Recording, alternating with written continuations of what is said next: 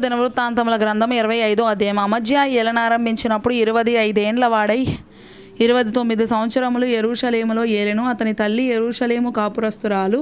ఆమె పేరు యెహోయద్దాను. అతడు యెహోవా దృష్టికి యథార్థముగా ప్రవర్తించెను గాని పూర్ణ హృదయముతో ఆయనను అనుసరింపలేదు.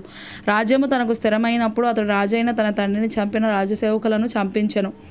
అయితే తండ్రులు పిల్లల కొరకును పిల్లలు తండ్రుల కొరకును చావకూడదు. ప్రతి మనిషి తన పాపము కొరకు తానే చావవలనని మోషే గ్రంథం అందరి ధర్మశాస్త్రమునందు రాయబడి ఉన్న యెహోవా ఆజ్ఞను బట్టి అతడు వారి పిల్లలను చంపక మానెను. అమజ్యా యూదా వారిని అందరినీ సమకూర్చి యూదా దేశం అంతటను బెన్యామీనీల దేశం అంతటను వారి వారి పితరుల ఇండ్లను బట్టి సహస్రాధిపతులను శతాధిపతులను నియమించెను. అతడు 20 సంవత్సరములు మొదలుకొని అంతకు పై ప్రాయము గల వారిని లెక్కింపగా ఈటెను డాలను పట్టుకొని యుద్ధమునకు పొదగినట్టి యోధులు 3 లక్షల మంది కనబడిరి.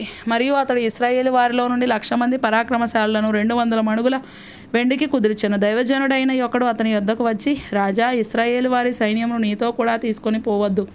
యెహోవా ఇశ్రాయేలు వారగు ఎఫ్రాయిమీయులలో ఎవరికినీ తోడుగా ఉండడు. అలాగు పోవలనని నీకున్న ఎడల పొమ్ము, యుద్ధము బలముగా చేసినను దేవుడు నీ శత్రువు ఎదుట నిన్ను కూల్చును. నిలవబెట్టుటయు పడవేయుటయు దేవుని వశమే గదా అని ప్రకటింపగా అమజ్యా దైవజనుని చూచి, ఇశ్రాయేలు వారి సైన్యమునకు నేను ఇచ్చిన 200 మణుగుల వెండికి ఏమి చేసేదమని అడిగినందుకు, దీనికంటే మరి అధికముగా యెహోవా నీకు ఇయ్యగలడని ఆ దైవజనుడు ప్రత్యుత్తరం ఇచ్చెను. అప్పుడు అమజ్యా ఎఫ్రాయిములో నుండి తన యొద్దకు వచ్చిన సైన్యమును వేరుపరచి, మీ ఇండ్లకు తిరిగి వెళ్ళుడని వారికి సెలవిచ్చెను. అందుకు వారి కోపము యూదా వారి మీద బహుగా రగులుకొనెను. వారు ఉగ్రులై తమ ఇండ్లకు తిరిగిపోయిరి. అంతటా అమజ్యా ధైర్యము తెచ్చుకొని తన జనులతో కూడా బయలుదేరి ఉప్పు పల్లపు స్థలమునకు పోయి శేయీరు వారిలో 10,000 మందిని హతము చేసెను. ప్రాణముతోనున్న మరి 10,000 మందిని యూదావారు చెరపట్టుకొని వారిని ఒక పేటు మీదికి తీసుకొని పోయి ఆ పేటు మీద నుండి వారిని పడవేయగా వారు తుత్తునీయలైపోయిరి. అయితే తనతో కూడా యుద్ధమునకు రావద్దని అమజ్యా తిరిగి పంపివేసిన సైనికులు షోమ్రోను మొదలుకొని బేత్ హోరోను వరకు ఉన్న యూదా పట్టణముల మీద పడి వారిలో 3,000 మందిని హతము చేసి విస్తారమైన కొల్ల సొమ్ము పట్టుకొని పోయిరి. అమజ్యా ఎదోమీయులను ఓడించి తిరిగి వచ్చిన తరువాత అతడు శేయీరు వారి దేవతలను తీసుకొని వచ్చి తనకు దేవతలుగా నిలిపి వాటికి నమస్కరించి ధూపం వేసెను. అందుకొరకు యెహోవా కోపం అమజ్యా మీద రగులుకొనెను. ఆయన అతని యొద్దకు ప్రవక్తను ఒకరి పంపగా, అతడు నీ చేతిలో నుండి తమ జనులను విడిపింప శక్తి లేని దేవతల యొద్ద నీవెందుకు విచారణ చేయుదు అని అమజ్యాతో ననెను. అతడు అమజ్యాతో మాట్లాడుచుండగా రాజు అతని చూచి, నీవు రాజు యొక్క ఆలోచనకర్తలలో ఒకడవైతివా? ఊరకొనుము, నేను నిన్ను చంపనేలా అని చెప్పగా ఆ ప్రవక్త, నీవు ఇలాగున చేసిన ఆలోచనను అంగీకరింపకపోవట చూచి దేవుడు నిన్ను నశింపజేయను ఉద్దేశించి ఉన్నాడని నాకు తెలియనని చెప్పి ఊరకొనెను. అప్పుడు యూదారాజైన అమజ్యా ఆలోచన చేసుకొని, రమ్ము, మనం ఒకరి ముఖమును ఒకరము చూచుకొందుమని యెహూకు పుట్టిన యెహోయాహాజు కుమారుడును ఇశ్రాయేలు రాజునైన యెహోయాషు వద్దకు వర్తమానం పంపెను. కాగా ఇశ్రాయేలు రాజైన యెహోయాషు యూదారాజైన అమజ్యాకు ఇలాగు తిరుగ వర్తమానం పంపెను, నీ కుమార్తెను నా కుమారునికి ఇమ్మని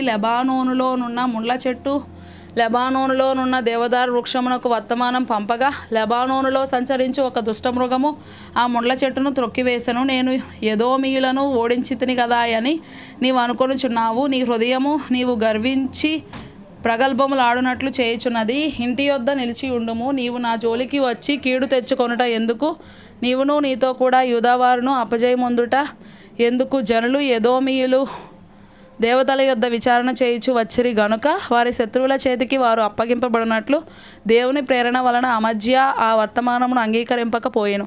ఇశ్రాయేలు రాజైన యెహోయాషు బయలుదేరగా యూదా దేశమునకు చేరిన బేత్షెమెషులో అతడును యూదారాజైన అమజ్యాయును ఒకరి ముఖము ఒకరు చూచుకొనిరి. యూదావారు ఇశ్రాయేలు వారి ఎదుట నిలవలేక ఓడిపోగా ప్రతివాడును తన తన గుడారమునకు పారిపోయాను. అప్పుడు ఇశ్రాయేలు రాజైన యెహోయాహాజునకు పుట్టిన యోవాషు కుమారుడును యూదారాజునైన అమజ్యాను బేత్షెమెషులో పట్టుకొని యెరూషలేమునకు తీసుకొని వచ్చి యెరూషలేము ప్రాకారమును ఎఫ్రాయిము గుమ్మము మొదలుకొని మూల గుమ్మము వరకు 400 మూరల పొడుగున పడగొట్టెను.